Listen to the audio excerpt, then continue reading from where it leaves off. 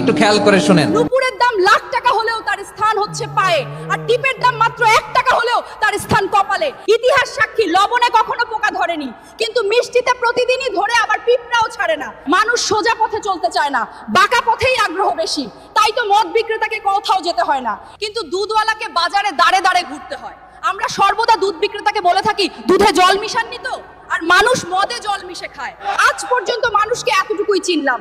কচু পাতা দেখেছেন নিশ্চয়ই, ওপরে সবুজ আর ভেতরে চুলকানিতে ভরা। ঠিক তেমনি কিছু মানুষ আছে, বাইরে থেকে দেখতে ভীষণ সুন্দর পরিপাটি, কিন্তু ভেতরটা আবর্জনায় ভরা। সাপ দুধ খেয়ে বিষ উগরে দেয়, আর গরু ঘাস খেয়েও দুধ দেয়। সুতরাং দোষটা খাবারের নয়, পার্থক্যটা স্বভাবের। নিজের যোগ্যতা নিয়ে কখনো অহংকার করবেন না। মনে রাখবেন, পাথর কিন্তু নিজের ওজনের জন্য জলে ডুবে যায়। কি আজব দুনিয়া জানেন?